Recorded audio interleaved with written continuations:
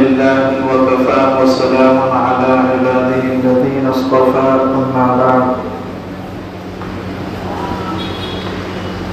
فأعوذ بالله من الشيطان الرجيم بسم الله الرحمن الرحيم قل إن كان آباؤكم وأبناؤكم وأزواجكم وإخوانكم وأزواجكم وعشيرتكم وأموال اقترفتموها وتجارة تخشون كسادها ومساكن ترضونها أحب إليكم من الله ورسوله وجهاد في سبيله فتربصوا حتى يأتي الله بأمره والله لا يهدي القوم الفاسقين صدق الله العلي العظيم. وقال النبي صلى الله عليه وسلم لا يؤمن أحدكم حتى أكون أحب إليه من والده وولده والناس أجمعين أو كما قال النبي صلى الله عليه وسلم.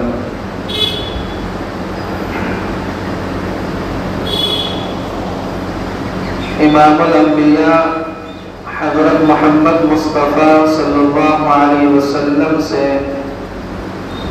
عقیدت اور محبت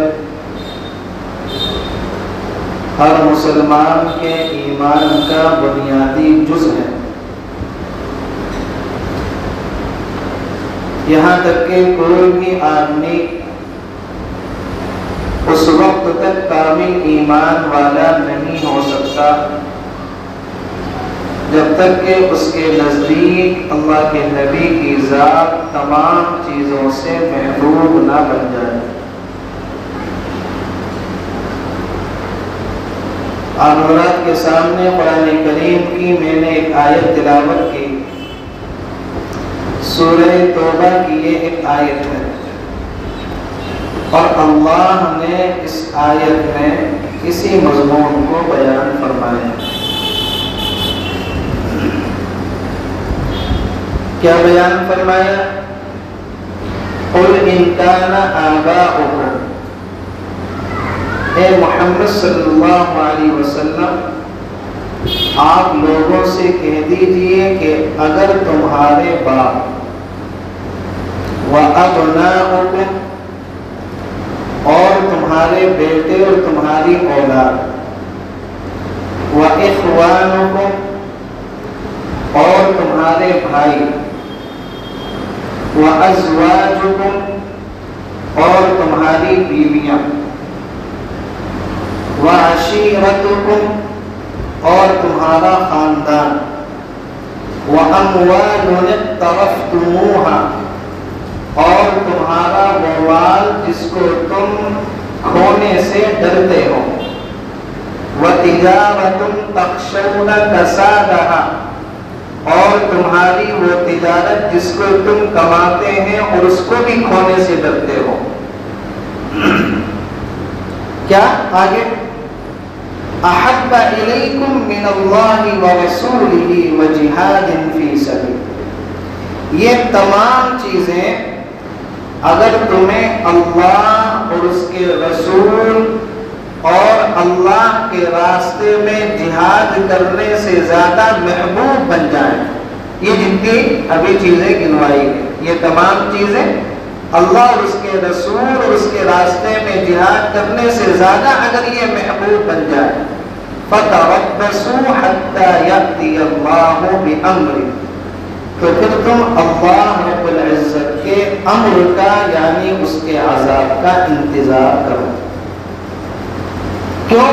وَاللَّهُ لَا يَهْدِي الْقَوْمَ الْفَاسِقِينَ، اللہ فاسق و فاجر لوگوں کو ہدایت نہیں دیتا ہے۔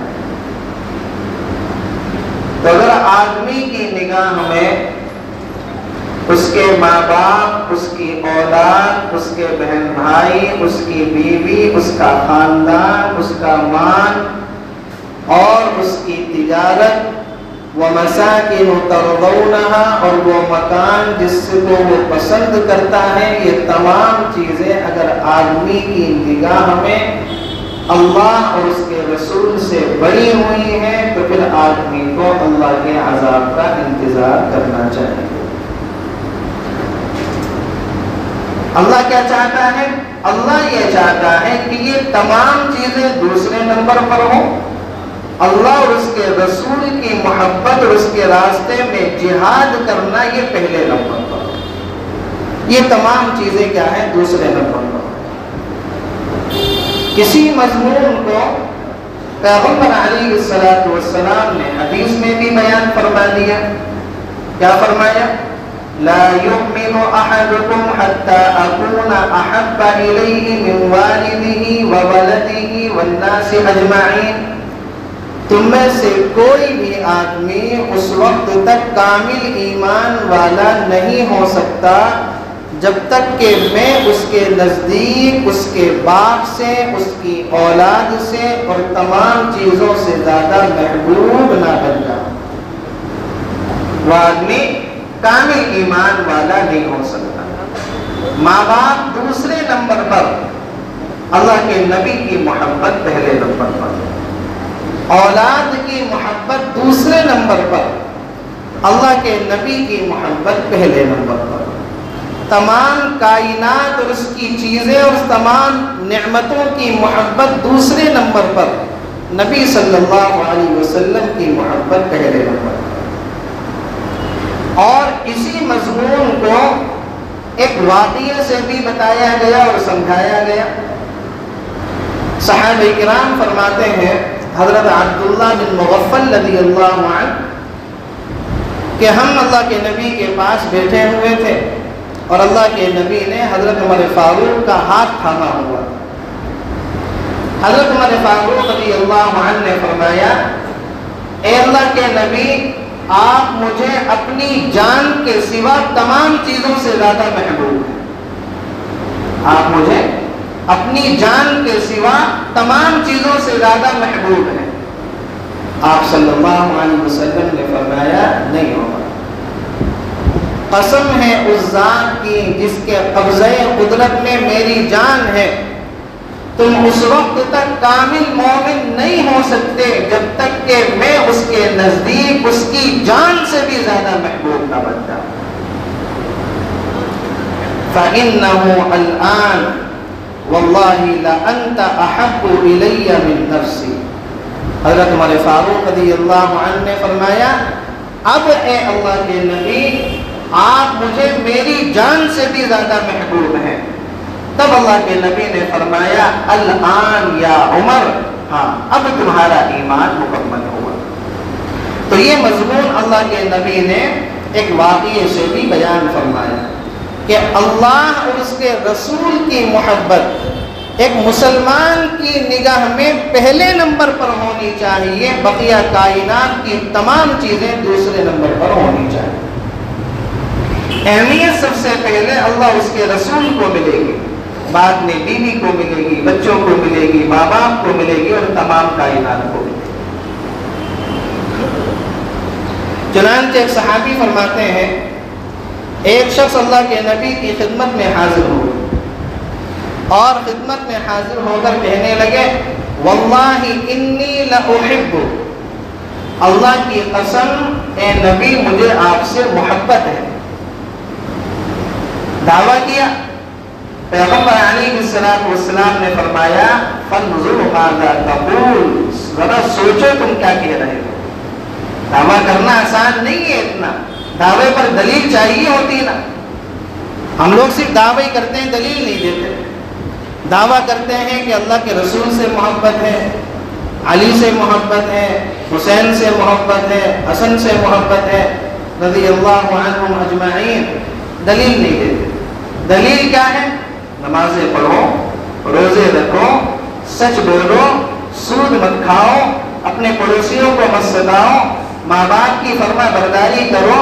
اپنی بیویوں کے ساتھ حسن سلوک کرو، اپنے رشتہ داروں کے ساتھ حسن سلوک کرو، 2 نمبری مت کرو، کسی کے ساتھ وعدہ خلافی مت کرو. یہ دلیل ہم نہیں دیتے، صرف دعویٰ کرتے ہیں. تو ان صحابی نے دعویٰ کیا واللہ انی لأحب، اللہ کی قسم اے نبی مجھے آپ سے محبت ہے. تو آپ نے کیا فرمایا؟ فانظر ماذا تقول، ذرا سوچو کیا کہہ رہے ہو، کیا دعویٰ کر رہے ہو، ذرا دیکھو. انہوں نے پھر دوسری بار کہا واللہ انی لأحب، اے اللہ کے نبی میں قسم کھاتا ہوں مجھے آپ سے محبت ہے. اللہ کے نبی نے پھر فرمایا فانظر ماذا تقول، ذرا اپنے دعوے پر غور کرو اور دیکھو کیا کہہ رہے ہو. اس شخص نے پھر تیسری بار کہا واللہ انی لأحب، اللہ کی قسم مجھے آپ سے محبت ہے.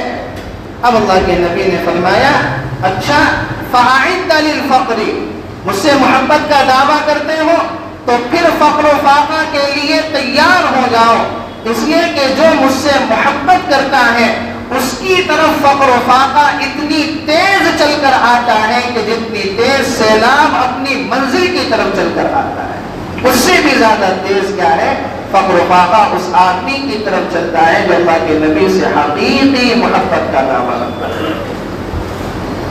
ورنہ دعویٰ، اوپری دعویٰ کرنے والے تو لوگ ہیں جو دعویٰ بھی کرتے ہیں سود بھی کھا رہے ہیں، دعویٰ بھی کر رہے ہیں نمازیں بھی چھوڑ رہے ہیں، دعویٰ بھی کر رہے ہیں 2 نمبری بھی کر رہے ہیں. اوپری دعویٰ کرنے والے تو بہت ہیں، جو حقیقی دعویٰ کرنے والا ہے اس کو تو آزمایا جائے گا اور اس پر تو فخر آئے گا. اور اللہ کے نبی نے فرمایا کہ جو مجھ سے محبت کا دعویٰ کرے فخر و فاقہ اس کی طرف مجھ سے بھی تیز چلتا ہے جتنا سیلاب اپنی منزل کی طرف چلا کرتا ہے. تو صحابہ کرام رضوان اللہ تعالی علیہم اجمعین نے پیغمبر علیہ السلام سے جو دعوے کیے، اللہ کے نبی سے جو محبت کا دم بھرا، صحابہ کرام نے اس کو پورا کر کے دکھلایا. صحابہ کرام نے دنیا کو بتایا کہ کسی سے جب محبت کی جاتی ہے اور جب کسی سے عشق حقیقی کیا جاتا ہے تو اس کے تقاضوں کو بھی پورا کیا جاتا ہے. جنگ احد کے موقع پر اللہ کے نبی علیہ السلام نے اعلان فرما دیا کون ہے جو ہم پر اپنی جان کو نچھاور کرے گا، کون ہے جو ہمارے لیے اپنی جان کی بازی لگائے گا. صحابہ کرام کی جماعت میں سے حضرت زیاد بن سکن رضی اللہ عنہ اپنے 5 انصاری صحابہ ساتھیوں کے ساتھ نکل کر آئے. اللہ کے نبی ہم آپ کی حفاظت کریں گے، ہم آپ کے لیے جان نچھاور کریں گے. پیغمبر علیہ السلام کی حفاظت میں لگ گئے. کفار کی طرف سے تیروں کی بوچھار ہو رہی ہے، حملے ہو رہے ہیں. حضرت زیاد بن سکن رضی اللہ عنہ ان کو روک رہے ہیں. اللہ کے نبی علیہ السلام نے حکم دیا کہ جاؤ صفوں کی طرف بڑھ جاؤ. حضرت زیاد بن سکن رضی اللہ عنہ اپنے 5 ساتھیوں کے ساتھ جو کفار کی صفوں میں گھسے ہیں اور ان پر تابڑتوڑ حملے کیے ہیں، ایسا مارا کہ صفوں کو تتر بتر کر کے رکھ دیا اور صفوں کو چیر کر رکھ دیا. اور اسی اسنا میں اور اسی درمیان میں حضرت زیاد بن سکن رضی اللہ عنہ کو زخم آئے، اتنے زخم آئے کہ نڈھال ہو کر وہیں گر گئے. پیغمبر علیہ السلام نے صحابہ کرام کو بھیجا. حضرت زید بن حارثہ رضی اللہ عنہ سے آپ نے فرمایا کہ جاؤ زیاد بن سکن کو تلاش کر کے لے کر آؤ. دیکھو زیاد بن سکن کہاں ہے. حضرت زید بن حارثہ رضی اللہ عنہ زیاد بن سکن کو جب تلاش کرنے کے لیے جا رہے تھے، اللہ کے نبی نے زید بن حارثہ کو بلایا اور ان سے فرمایا کہ زیاد بن سکن اگر ملے ان سے میرا سلام کہنا. ساری کائنات جس ہستی پر درود و سلام کے گلدستے بھیجتی ہو، ساری کائنات جس شخصیت پر درود و سلام کے تحفے نچھاور کرتی ہو، وہ ہستی زید بن حارثہ سے کہہ رہی ہے کہ اگر زیاد بن سکن ملے تو اس کو ہمارا سلام عرض کرنا. چنانچہ حضرت زید بن حارثہ رضی اللہ عنہ حضرت زیاد بن سکن کو تلاش کرنے کے لیے نکلے. ایک جگہ پر حضرت زیاد بن سکن پڑے ہوئے تھے، جسم پر زخموں کے 14 نشانات موجود تھے جہاں پر تلوار اور تیر ان کے لگے ہوئے تھے، اور اپنی زندگی کے آخری لمحات میں تھے۔ حضرت زید بن حارثہ نے اللہ کے نبی کا پیغام پہنچایا، اور پیغام پہنچانے کے بعد کہا کوئی آخری خواہش ہے جس کو پورا کرنا چاہتے ہو؟ حضرت زیاد بن سکن نے فرمایا ایک خواہش ہے، اللہ کے نبی کا دیدار کرنا چاہتا ہوں، اس آخری وقت میں اللہ کے نبی کے دیدار سے اپنی آنکھوں کو ٹھنڈی کرنا چاہتا ہوں۔ زید بن حارثہ نے اللہ کے نبی کو بتایا، اللہ کے نبی تشریف لائے، پھر زیاد بن سکن رضی اللہ عنہ کا سر اللہ کے نبی نے اپنی گود میں رکھا اور فرمایا کہ زیاد آنکھیں کھولو، تمہارا محبوب تمہارے سامنے موجود ہے، بتاؤ کیا چاہتے ہو، اپنی آنکھوں کو تو کھولو۔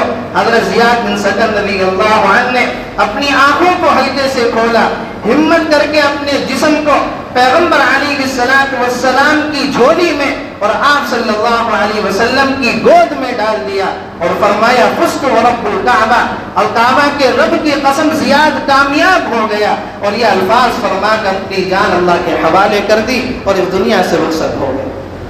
یہ صحابہ کرام تھے جنہوں نے اللہ کے نبی سے محبت کے جب دعوے کیے تھے ان دعووں کو پورا کر کے دکھلایا تھا، اور زیاد بن حارثہ نے دنیا کے سامنے عشق کی داستان نقل کر دی۔ جب کسی سے عشق کیا جاتا ہے تو پھر اس کے تقاضوں کو پورا کیا جاتا ہے۔ اسی لیے علامہ اقبال رحمۃ اللہ علیہ نے فرمایا نکل جائے دم تیرے قدموں کے نیچے، یہی دل کی حسرت، یہی آرزو ہے۔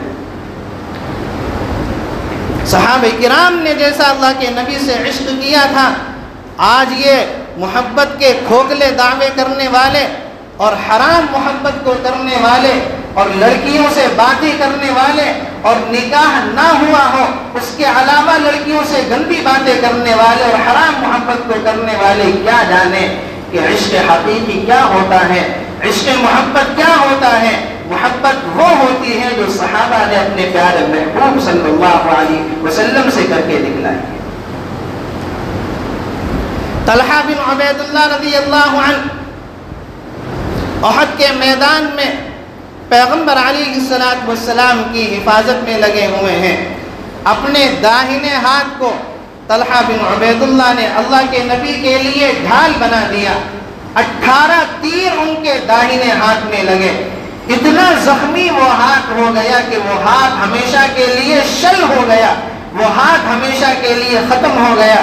پیغمبر علیہ السلام کی حفاظت میں اپنا ہاتھ اللہ کے راستے میں قربان کر دیا۔ پیغمبر علیہ السلام نے بعد میں فرمایا اگر کسی کو زندہ جنتی دیکھنا ہو، اگر کسی کو زندہ شہید دیکھنا ہو وہ طلحہ بن عبید اللہ کو دیکھ لے کہ زندہ شہید کیسے ہوتا ہے۔ اسی غزوہ احد کے میدان میں حضرت سعد بن ابی وقاص رضی اللہ عنہ کفار پر تیر چلا رہے ہیں، اور اللہ کے نبی علیہ السلام حضرت سعد بن ابی وقاص کی حوصلہ افزائی فرما رہے ہیں، اور اللہ کے نبی فرما رہے ہیں ارمی یا سعد فداک ابی و امی، سعد اللہ کے راستے میں تیر چلاؤ، میرے ماں باپ تجھ پر قربان ہو جائیں۔ 1.25 لاکھ صحابہ جو اللہ کے نبی کے سامنے ہر وقت یہ گن گایا کرتے تھے اے اللہ کے نبی میرے ماں باپ آپ پر قربان ہو جائیں، اے اللہ کے نبی ہماری اولاد آپ پر قربان ہو جائے، اے اللہ کے نبی ہمارا مال و متاع آپ پر قربان ہو جائے۔ 1.25 لاکھ صحابہ اللہ کے نبی سے یہ دعویٰ کر رہے ہیں ہمارا مال اور ہمارا مال و متاع اور ہماری اولاد اور ہمارے ماں باپ سب کچھ آپ پر قربان ہو جائے۔ وہ ہستی حضرت سعد بن ابی وقاص رضی اللہ عنہ سے کہہ رہی ہے ارمی یا سعد فداک ابی و امی، سعد اللہ کے راستے میں تیر چلاؤ، محمد کے ماں باپ تجھ پر قربان ہو جائے۔ کیا شخصیت رہی ہوگی سعد بن ابی وقاص کی۔ حضرت علی رضی اللہ عنہ فرماتے ہیں کہ سعد بن ابی وقاص رضی اللہ عنہ 1.25 لاکھ صحابہ کی جماعت میں وہ اکیلے صحابی ہیں کہ جن کو اللہ کے نبی نے یہ فرمایا تھا کہ سعد تیر چلاؤ اللہ کے راستے میں، محمد کے ماں باپ تجھ پر قربان ہو جائے۔ پیغمبر علیہ السلام کے حکم پر تیر چلا رہے ہیں۔ اسی غزوہ احد کے اندر حضرت سعد بن ابی وقاص عبداللہ بن جحش رضی اللہ عنہ دونوں کی ملاقات ہوتی ہے۔ دونوں آپس میں کہتے ہیں چلو میدان کا وقت ہے، لڑائی کا ماحول سجا ہوا ہے، آؤ اللہ کے سامنے ایک دعا کرتے ہیں، دیکھتے ہیں کہ اللہ کس کی دعا قبول کر لے، دیکھتے ہیں کہ اللہ کس کو شرف قبولیت سے نواز دے۔ سعد بن ابی وقاص رضی اللہ عنہ دعا کرتے ہیں، یا اللہ میدان جنگ کی حالت میں میرا مقابلہ ایسے دشمن کے ساتھ ہو جو میرا مد مقابل ہو، وہ طاقتور بھی ہو، بہادر بھی ہو، ہمت والا بھی ہو، میں اس کو پچھاڑوں وہ مجھے پچھاڑے اور آخر میں اس کو قتل کر دوں۔ حضرت عبداللہ بن جحش رضی اللہ عنہ نے اس دعا پر آمین کہا۔ اب دعا مانگنے کی باری آئی عبداللہ بن جحش رضی اللہ عنہ کی۔ عبداللہ بن جحش رضی اللہ عنہ نے دعا مانگی کہ اللہ ہم نے تیرے نبی کے حکم پر، ہم نے تیرے نبی کی بات پر جنت کو مانا، جہنم کو مانا، قرآن کو مانا، آخرت کو مانا، قیامت کو مانا، قبر کو مانا، اس کے عذاب کو مانا۔ ہم نے یہ سب کچھ نہیں دیکھا، ہم نے تیرے نبی کی بات پر ان تمام چیزوں کو مانا۔ آج ہم تیرے نبی کی بات پر اپنی جان کو قربان کرنے کے لیے جا رہے ہیں۔ اے اللہ میدان جنگ کے اندر جس سے میرا مقابلہ ہو وہ طاقتور ہو، وہ ہمت ہو، وہ بہادر ہو، اور وہ بہادری والا ہونا چاہیے۔ میں اس سے لڑائی کروں، وہ مجھ سے لڑائی کرے، اور آخر میں وہ مجھے شہید کر دے، پھر میری وہ ناک کاٹے، پھر میرے وہ کان کاٹے، پھر میری وہ آنکھیں نکالے، پھر میری وہ زبان کاٹے۔ کل قیامت کے میدان میں جب میں تیرے سامنے آؤں اور تم مجھ سے کہے کہ عبداللہ بن جحش یہ تمہارے ساتھ کیا ہوا ہے، یہ تمہارے ساتھ کس نے کیا ہے، تو میں تیرے دربار کے اندر یہ کہوں کہ اللہ تیرے نبی کی ناموس کے لیے، تیرے نبی کی عزت کے لیے، تیرے نبی کی عصمت کے لیے اپنی جان کو قربان کیا، اپنی آنکھوں کا مسئلہ کروایا، اپنے کانوں کو کٹوایا، اپنی ناک کو کٹوایا، اپنی زبان کو کٹوایا، اور اے اللہ تم مجھ سے خوش ہو کر یہ کہے قد صدقت یا عبداللہ، عبداللہ تم سچ کہہ رہے ہو، عبداللہ تم سچ بول رہے ہو، جاؤ ہم نے تمہیں جنت کا، جاؤ ہم نے تمہیں جنت کے اندر داخل کر دیا۔ اس دعا پر حضرت سعد بن ابی وقاص رضی اللہ عنہ نے آمین کہا۔ میدان جنگ سجا، لڑائی کا ماحول تیار ہوا، عبداللہ بن جحش رضی اللہ عنہ لڑے، اور ایسے لڑے اور ایسی بہادری کے ساتھ لڑے کہ عبداللہ بن جحش رضی اللہ عنہ کو شہید کر دیا گیا، ان کا مسئلہ کیا گیا، ان کے کان کاٹے گئے، ان کی ناک کاٹی گئی، ان کی آنکھیں نکالی گئی، ان کی زبان نکالی گئی۔ حضرت سعد بن ابی وقاص رضی اللہ عنہ فرمایا کرتے تھے عبداللہ بن جحش کی دعا میری دعا سے زیادہ بہتر تھی۔ یہ صحابہ کرام نے عشق کی داستانوں کو رقم کیا ہے، یہ صحابہ کرام نے دنیا کو کر کے بتایا اور کر کے دکھلایا کہ جب نبی سے محبت کا دعویٰ کیا جاتا ہے تو اس کے تقاضوں کو کیسے پورا کیا جاتا ہے، کہ پھر اس پر جان دینا بھی آسان لگتا ہے اور اس نبی کے لیے اپنی جان دینے میں بھی مزہ آتا ہے۔ حضرت ابو دجانہ رضی اللہ عنہ اسی جنگ احد کے میدان میں حضرت ابو دجانہ رضی اللہ عنہ اللہ کے نبی کی حفاظت کر رہے ہیں، اپنی پیٹھ دشمنوں کی طرف کر دی، اپنا سینہ اللہ کے نبی کی طرف کر دیا۔ لوگوں نے کہا کہ ابو دجانہ میدان جنگ کے اندر دشمن کے سامنے اپنی پیٹھ دکھانا بزدلی ہوتی ہے۔ کہا کہ میں پیٹھ اس لیے نہیں دکھا رہا کہ میں بزدل ہوں، بلکہ میں نے پیٹھ دشمنوں کی طرف اس لیے کر رکھی ہے، اپنا سینہ اللہ کے نبی کے سامنے اس لیے کر رکھا ہے، اپنا چہرہ اللہ کے نبی کے سامنے اس لیے کر رہا ہے تاکہ جب دشمنوں کے حملے جب میرے اوپر ہوں اور مجھے جب زخم لگ جائیں اور جب میں اس دنیا سے جاؤں تو میری نظروں میں سب سے آخری چہرہ پیغمبر علیہ السلام کا ہو۔ حضرت حنظلہ رضی اللہ عنہ مدینہ المنورہ کے اندر موجود ہے۔ مدینہ المنورہ کے اندر اعلان ہوتا ہے، میدان احد کے اندر اللہ کے نبی کو چوٹیں آئیں، اللہ کے نبی کو نعوذ باللہ شہید کر دیا گیا۔ حضرت حنظلہ رضی اللہ عنہ اپنی بیوی کے پاس ہیں، پہلی رات ہے، اپنی بیوی کے پاس گزار رہے ہیں، لیکن جب کانوں کے اندر یہ پڑا اللہ کے نبی کو نعوذ باللہ شہید کر دیا گیا، اللہ کے نبی کے چوٹیں آئی ہیں، حضرت حنظلہ رضی اللہ عنہ اسی ناپاکی کی حالت میں اپنی بیوی کے پاس سے اٹھتے ہیں، تلوار کو اٹھاتے ہیں، میدان احد کی طرف دوڑ لگاتے ہیں، اور اتنا لڑتے ہیں اور اتنا لڑتے ہیں کہ اپنی جان اللہ کے سپرد کر دیتے ہیں۔ پیغمبر علیہ السلام لڑائی کے بعد جب حضرت حنظلہ رضی اللہ عنہ کو دیکھتے ہیں کہ حضرت حنظلہ کے بالوں سے تو پانی ٹپک رہا ہے، پیغمبر علیہ السلام نے فرمایا حنظلہ کو جنت کے فرشتے چاندی کے برتن میں بادلوں کے پانی سے غسل دے رہے ہیں، اور میں فرشتوں کو اپنی آنکھوں سے دیکھ رہا ہوں کہ حنظلہ کو وہ فرشتے غسل دے رہے ہیں۔ یہ وہ صحابہ کرام ہیں کہ جو پیغمبر علیہ السلام کی ناموس کے لیے، اللہ کے نبی کی عزت کے لیے، اللہ کے نبی کی عصمت کے لیے اپنی جانوں کو قربان کر دیا کرتے تھے۔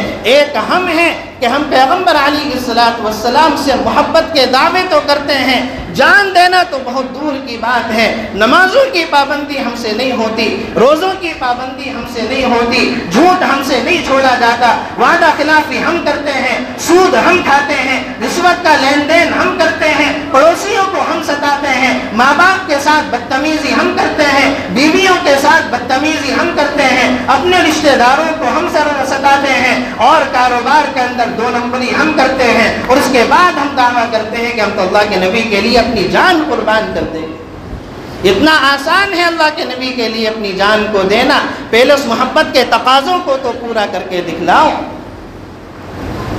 پہلے اپنے ایک 6 فٹ کے جسم پر قرآن کو تو نافذ کر کے دکھلاؤ جیسے صحابہ نے کیا، پہلے اپنے 6 فٹ کے جسم پر سنتوں کو تو نافذ کر کے دکھلاؤ جیسے صحابہ کرام نے کیا۔ وہی صحابہ کرام تھے کہ جب انہوں نے پیغمبر علیہ السلام کی زندگی کو 100% اپنایا، دنیا کی کایا پلٹ کے ان حضرات نے رکھ دی۔ اسی لیے علامہ اقبال رحمۃ اللہ علیہ نے کہا قوت عشق سے ہر پست کو بالا کر دے، قوت عشق سے ہر پست کو بالا کر دے، دہر میں اس میں محمد سے اجالا کر دے۔ جو آدمی کے دل کے اندر عشق کی طاقت ہوگی تو پھر دیکھیں صحابہ کرام نے کیا کیا تاریخ رقم کی ہیں، کہ وہ صحابہ کرام کے جن کو کوئی اسلام لانے سے پہلے منہ لگانے کے لیے تیار نہیں ہوتا تھا، جن پر کوئی حکومت کرنے کے لیے تیار نہیں ہوتا تھا، جن کو کوئی انسانوں میں گننے کے لیے تیار نہیں ہوتا تھا، انہی صحابہ کرام نے جب قرآن کو اپنایا، انہی صحابہ کرام نے جب رسول اللہ کی زندگی کو اپنایا، انہی صحابہ کرام نے پھر قیصر و کسریٰ کی چولہے ہلا کر رکھ دی، انہی صحابہ کرام نے پھر فارس کو فتح کیا، انہی صحابہ کرام نے روم کو فتح کیا، اور انہی صحابہ کرام نے قیصر و کسریٰ جو زمانے کی سپر پاور مانی جاتی تھی اس کے ٹکڑے ٹکڑے کر کے رکھ دیے، اور 63 لاکھ مربع میل کے اندر اسلام کے پرچم پہ لہرائے۔ یہ کون سی طاقت تھی؟ یہ صحابہ کرام کے اندر وہ روحانی قوت اور طاقت تھی جو پیغمبر علیہ السلام کی صحبت کے نتیجے میں ان کو حاصل ہوئی تھی۔ یہ صحابہ کرام کے دلوں میں وہ قرآن کی طاقت تھی کہ جس طاقت کو ہم لوگ محسوس نہیں کرتے۔ صحابہ کرام نے جو محبت کے دعوے کیے ہیں ان دعووں کو پورا کر کے دکھلایا۔ آج جب ہم لوگ اللہ کے نبی کی سنتوں سے ہٹے، اللہ کے نبی کی ہم نے زندگی کو چھوڑا، قرآن کو ہم نے پسے پشت ڈالا، تو لوگوں نے اسی ذات کے بارے میں گستاخیاں کرنی شروع کر دی۔ کسی نے پوسٹر بنائے، کسی نے اللہ کے نبی کی عزت پر حملہ کیا فلموں کو بنا کر، کسی نے اللہ کے نبی کی عزت پر حملہ کیا آپ کی بیویوں کی شان میں گستاخی کر کے، کسی نے اللہ کے نبی کی عزت پر حملہ کیا آپ کے صحابہ کو گالیاں بن کر۔ اور یہ ہوا کیوں ہے؟ یہ ہوا اس وجہ سے ہے کہ ہم اپنے کردار کی وجہ سے ڈھیلے پڑ گئے۔ اگر ہمارے اندر بھی وہ کردار ہوتا، اگر ہمارے اندر بھی وہ بات ہوتی جو صحابہ کرام کے اندر تھی، تو خدا کی قسم دنیا کی کسی طاقت، دنیا کی کسی ملک کے اندر، کسی انسان کے اندر یہ طاقت نہیں تھی کہ پیغمبر علیہ السلام کی ناموس پر حملہ کر دے، اور آپ کی عزت پر حملہ کر دے، اور آپ کی عصمت پر حملہ کر دے۔ اگر ہم چاہتے ہیں کہ دنیا میں اللہ رب العزت ہمیں سرخروئی نصیب کرے، دنیا میں اللہ رب العزت ہمیں وہ عزتیں نصیب کرے جو صحابہ کو نصیب ہوئی، جو تابعین کو نصیب ہوئی، جو اولیاء اللہ کو نصیب ہوئی، تو ہمیں اپنی زندگی قرآن و سنت کے مطابق گزارنی پڑے گی۔ ہمیں اپنی زندگی کے اندر پیغمبر علیہ السلام کے دین کو لانا پڑے گا، تبھی ہم پیغمبر علیہ السلام کی ناموس کی حفاظت کر سکتے ہیں۔ ورنہ اس کے علاوہ کوئی چارہ نہیں ہے۔ آپ صحابہ کرام کی تاریخ اٹھا کر دیکھ لیں، ایک لمبی داستان ہے، ایک لمبی تاریخ بھری پڑی ہے کہ صحابہ کرام نے کس کس موقع پر اور کس کس انداز سے اللہ کے نبی علیہ السلام کی ناموس کی حفاظت کی اور اللہ کے نبی علیہ السلام کی عزت و عصمت کی حفاظت کی۔ آج ہم لوگوں نے اپنا کردار ایسا بنا لیا کہ لوگ یہ سوچتے ہیں کہ یہ مسلمان جو اپنی زندگی گزارتے ہیں یہی اسلام ہے اور یہی اسلام کی حقیقی صورت ہے۔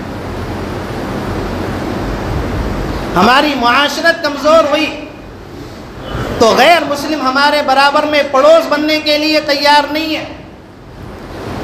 ہمارے معاملات کمزور ہوئے، ہماری تجارت خراب ہوئی تو کوئی غیر مسلم ہمارے ساتھ بزنس کرنے کے لیے اور تجارت کرنے کے لیے تیار نہیں ہے۔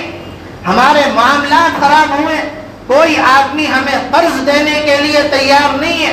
ہمارے معاملات خراب ہوئے تو مسلمان اپنے ماں باپ کے ساتھ بدتمیزی کرنے لگے، اپنی بیویوں کو ستانے لگے، حالانکہ پیغمبر علیہ السلام کی معاشرت کیا تھی، آپ صلی اللہ علیہ وسلم کے معاملات کیا تھے۔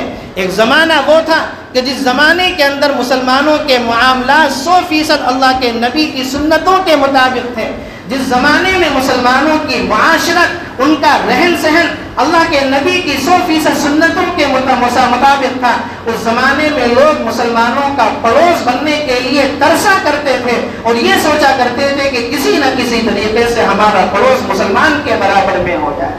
اور آج یہ حالت ہے کہ اگر کوئی مسلمان کسی غیر مسلم محلے میں اپنا مکان خرید لے، چند سالوں کے اندر وہ محلہ خالی ہو جاتا ہے۔ کیوں؟ اس لیے کہ مسلمان معاشرت میں اتنا کمزور ہے کہ اس کے بچے گالیاں بکتے ہیں، وہ اپنے پڑوسیوں کو ستاتا ہے، وہ اپنے محلے والوں کے ساتھ بدتمیزی کرتا ہے۔ اسی لیے کوئی بھی شریف آدمی مسلمان کے برابر میں اپنا پڑوس بنانے کے لیے تیار نہیں۔ اس لیے اپنی زندگی 100% اللہ کے نبی کی سنتوں کے مطابق لے کر آئیں، اپنی زندگی 100% قرآن کے احکام کے مطابق لے کر آئیں، تبھی اللہ رب العزت ہمیں عزتوں سے نوازے گا۔ علامہ اقبال رحمۃ اللہ علیہ نے کیا فرمایا؟ فضائے بدر پیدا کر فرشتے تیری نصرت کو، فضائے بدر پیدا کر فرشتے تیری نصرت کو، اتر سکتے ہیں گردوں سے قطار اندر قطار اب بھی۔ اگر مسلمان بدر والی فضا قائم کر لے، اگر مسلمان بدر والے معاملات اپنی زندگی کے اندر لے آئے، آج بھی اللہ آسمان سے فرشتوں کو مسلمانوں کی نصرت کے لیے اتارنے کے لیے تیار ہے، لیکن اس کے لیے شرط یہ ہے کہ بدر والی فضا قائم کرنی پڑے گی اور اصحاب بدر جیسا بننا پڑے گا۔ اللہ رب العزت سے دعا ہے کہنے سننے سے زیادہ عمل کرنے کی توفیق نصیب فرمائے اور ہم سب کو پیغمبر علیہ السلام کی ناموس کی، آپ کی عزت کی اور آپ کی عصمت کی حفاظت کرنے کی توفیق عطا فرمائے۔ وآخر دعوانا الحمدللہ رب العالمین۔